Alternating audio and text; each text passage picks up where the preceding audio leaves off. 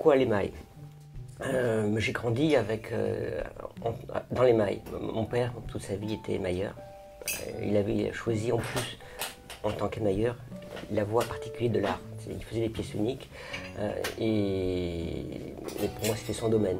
Ce que je peux dire maintenant avec un tout petit peu de recul, c'est que si techniquement mon père ne m'a rien transmis, contrairement à ce qu'on pourrait penser, je pense que quand même il m'a transmis l'essentiel, c'est-à-dire l'envie impérieuse de m'approprier l'émail complètement, d'en faire quelque chose de personnel.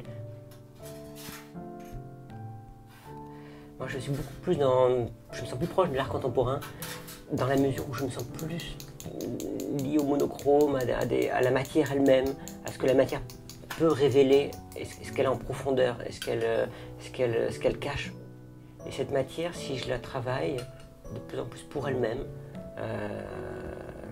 je voudrais maintenant quelque part la désincarner.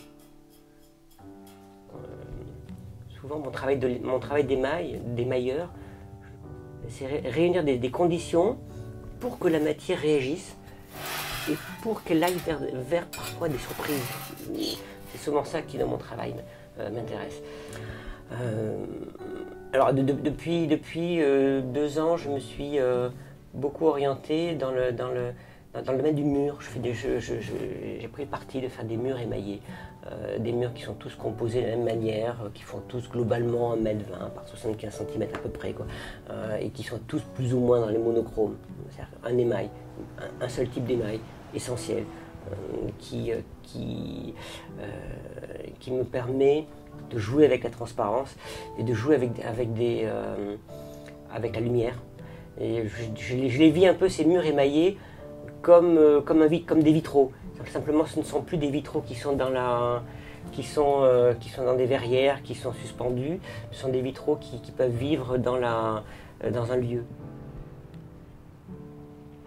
Il faut toujours que le spectateur potentiel puisse avoir une liberté complète de greffer sa propre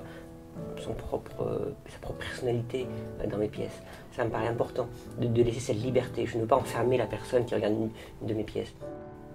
Je voudrais que la personne ait l'impression fausse de saisir quelque chose de simple au départ. Et au-delà de cette perception première, rien qu'en bougeant la tête, en se déplaçant en fonction d'un lieu, en fonction tout d'un coup qu'elle soit attirée par quelque chose, un détail ou un accident, quelque chose qui tout d'un coup lui fasse pressentir que c'est pas si simple.